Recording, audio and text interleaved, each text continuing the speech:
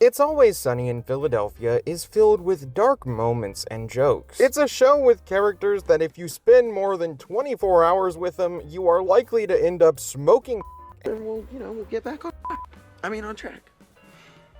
Unless, you have more crap. And or you'll end up grievously injured, bleeding out on the ground while Dennis plans his next boat trip. But even with how wacky and strange this show can get, there's one episode that really stuck with me as such a standout moment of enlightening insanity. And that episode is the season 4 finale entitled The Nightman Cometh. And I'm not even close to alone in finding this episode to be a standout. For example, it is the second highest rated episode of the entire 17-season series over on IMDb, falling only behind season 10's Charlie work. If you're not familiar with the show, it surrounds a group of filthy miscreants who run a bar that rarely has people in it. The gang consists of brother and sister Dennis and Dee and their friends Mac and Charlie, as well as Dennis and Dee's ex-father Frank. If the term ex-father confuses you, I'm sorry, that is a whole other discussion for another time. Their actual father was played by a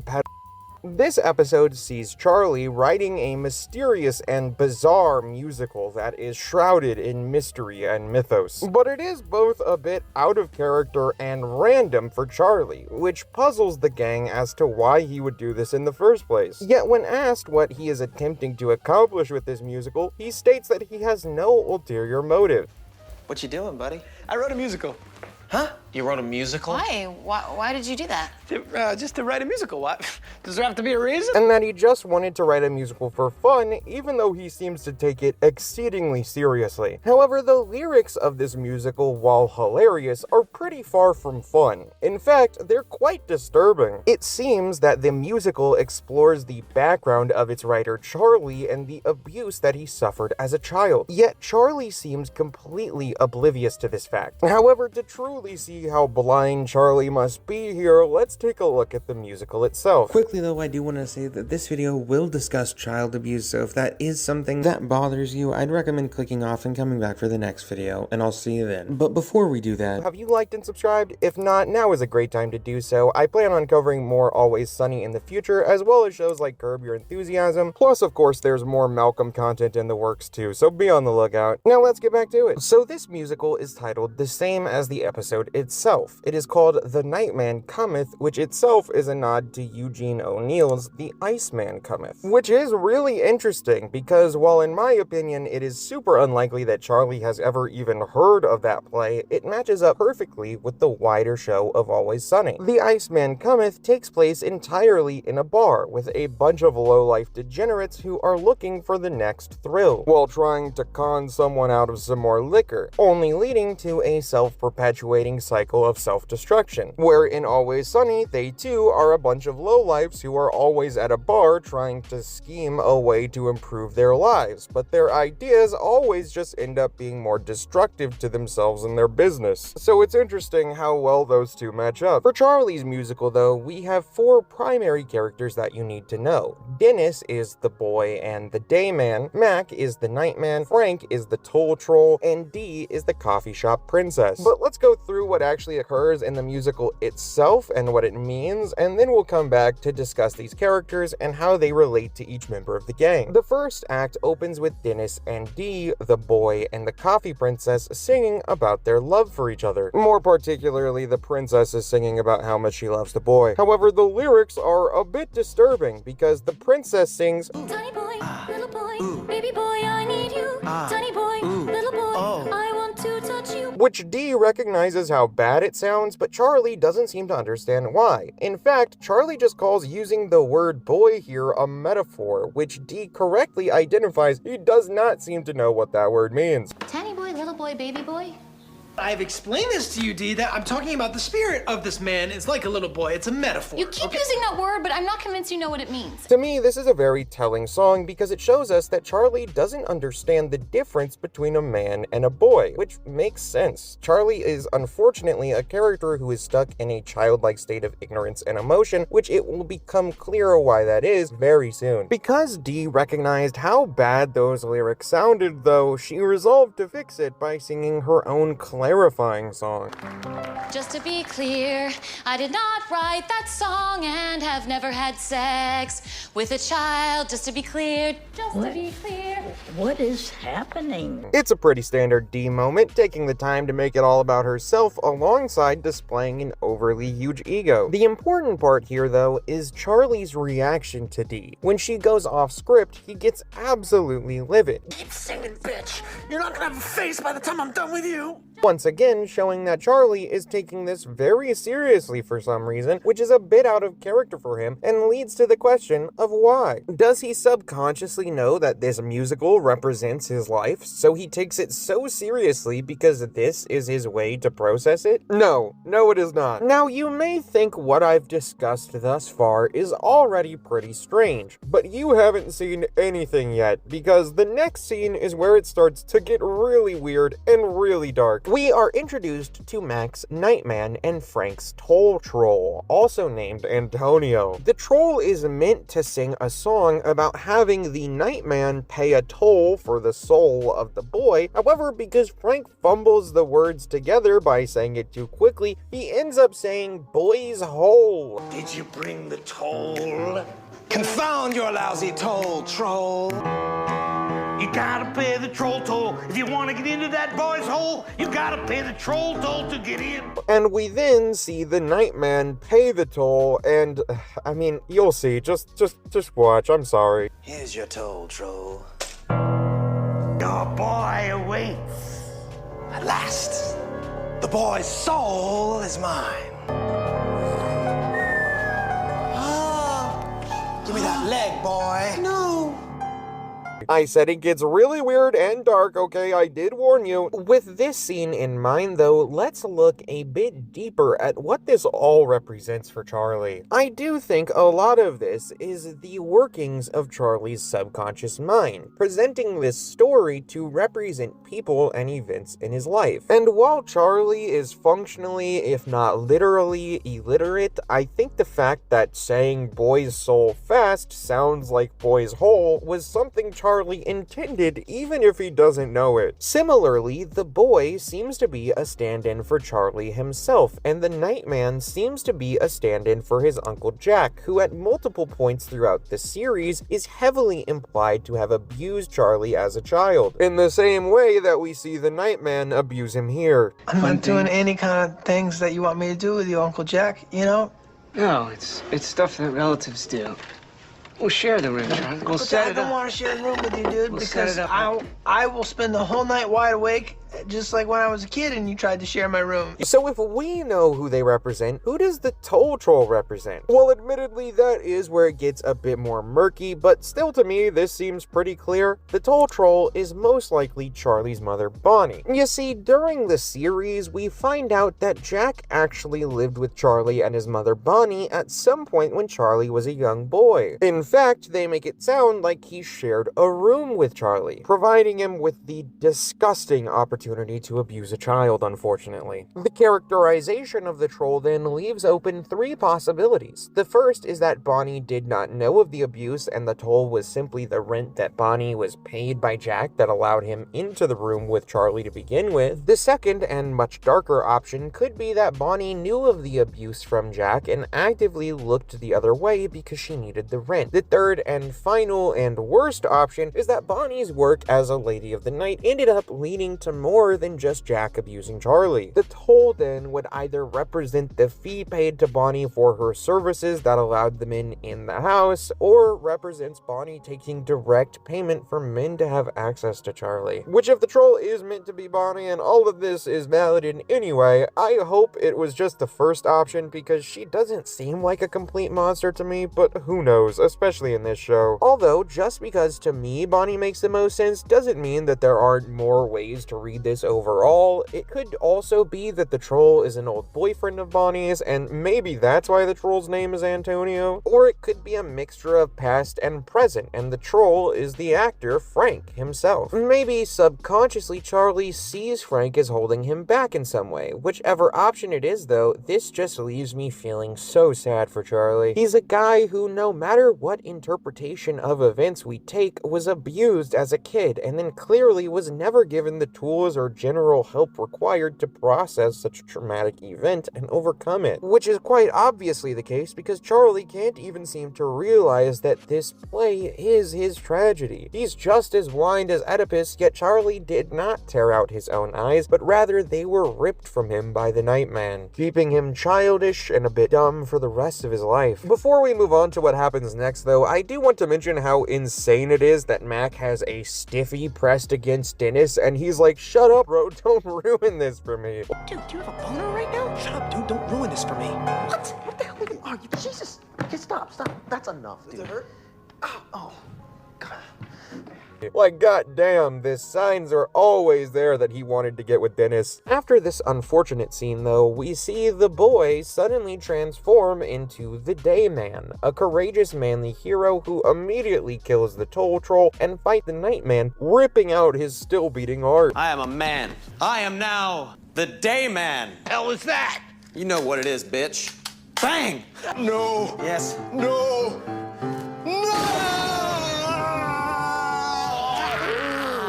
And then Dayman announces his love for the coffee shop Prinxess, where at the beginning he only wished to be able to be the man who would be with her. Also, during the song here, they do this half Led Zeppelin immigrant song thing. I am in love with you. Dayman.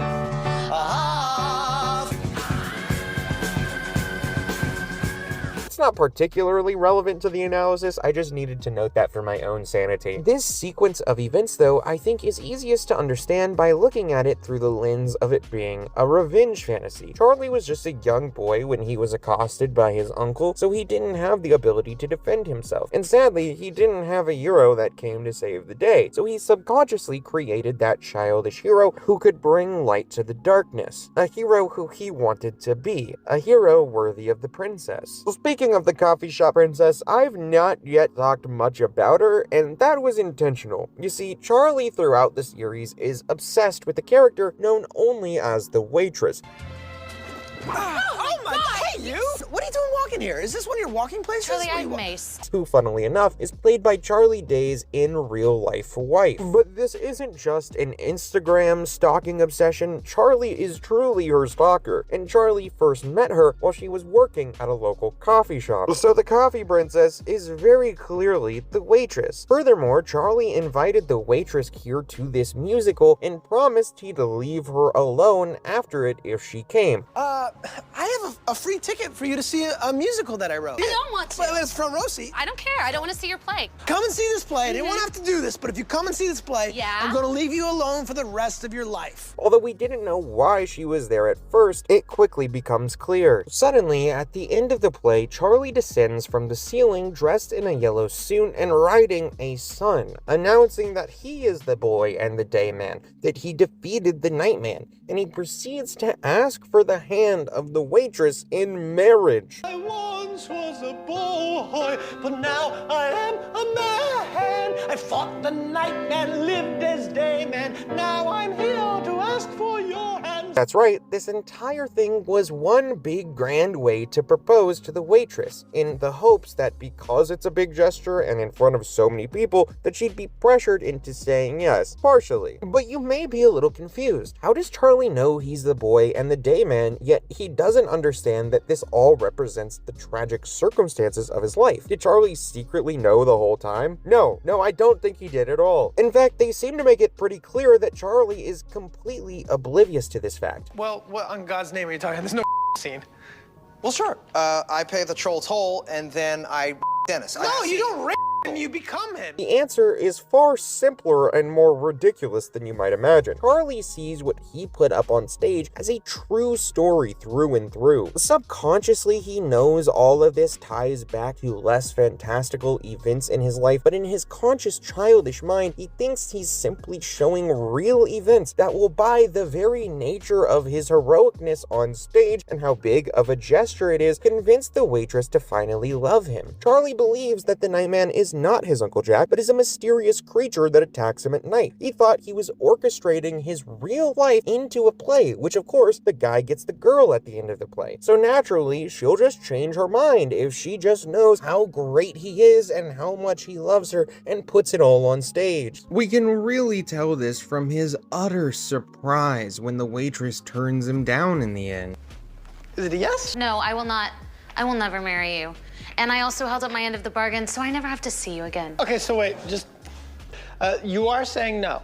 Oh, I am definitely saying no. Even though that was always the obvious outcome. Also, I think that Charlie blames the crew partially for his not being with the waitress, and by overcoming them in the play, he would be overcoming them in the real world, at least in Charlie's mind, even if it's ridiculous. To show what I mean though, let's look more at how the characters in the musical seem to represent the gang like I mentioned earlier. First though, I need to mention that in the beginning, Mac was not going to be the Nightman, and Dennis was not going to be the Dayman. In fact, it was flipped. Mac was meant to play Dayman, and Dennis was meant to play the Nightman. I've changed my mind. I'm playing the Nightman. Well, this is great. That frees up the lead boy role and the Dayman role. I can play both those. No, I don't want you guys switching roles. That's not how it works. I think this is important because from Charlie's point of view, it makes far more sense. Charlie is better friends with Mac most of the time, and they were childhood best friends. Plus, Charlie has said that he does see Mac as a bit of a badass, so it would make sense that he would cast him in the heroic role. Further, when it comes to Dennis, Charlie has a pretty complicated relationship with him. They can be great friends, or they can be incredibly toxic. And most of the time, they're somehow both simultaneously. One of the most toxic things Dennis did to Charlie, though, was manipulate him through his well-known obsession with the waitress. While the waitress is Charlie's obsession, Dennis is hers. So Dennis had the one thing Charlie wants more than anything, and he abused it, just to manipulate somebody who's meant to be his friend. And Dennis goes so far as to get with the waitress when he doesn't want her, and his whole charade leads to the waitress also sleeping with Frank, which takes me to his casting as the troll. Frank sleeping with the waitress, I'm sure felt like a crazy betrayal, and further, the troll has a line about having Charlie itch his toes, which isn't anything that would be related to his mother. In fact, we see that Frank has an obsession with picking at his toes. Furthermore, we see at other points in the series that while Charlie is deeply dependent on Frank, it seems to be more out of necessity and circumstance than anything, and Charlie seems to get tired of the filthiness at times, or when he meets his true father, for example, he really moves away from Frank for a short period, which between possibly feeling trapped by Frank and that betrayal, I think it makes sense why Charlie may genuinely see Frank as someone that's holding him back. In the end though, of course, Charlie does not get what he wants, and as most probably expected, when the waitress said no, Charlie rescinds the offer that got her to come to the musical in the first place. Okay, well, I did never sign anything, so,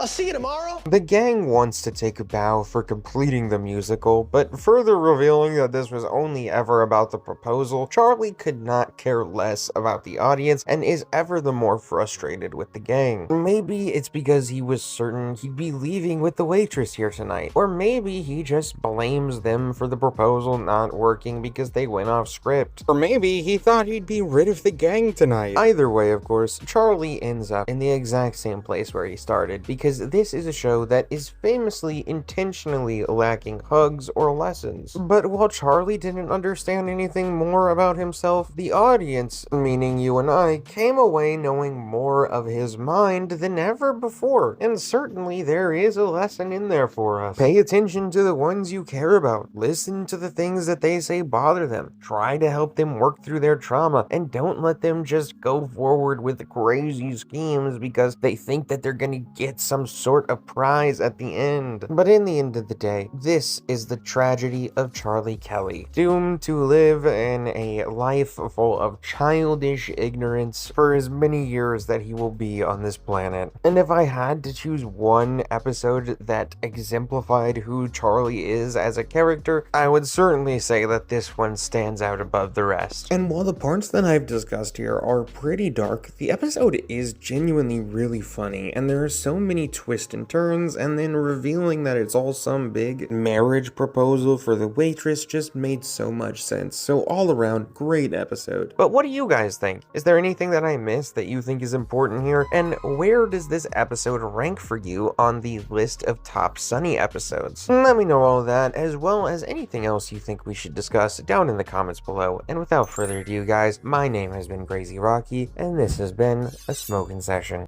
That's it. You can go home. It's over. Well, we're gonna do a vow. Hold on. Yeah. If you want.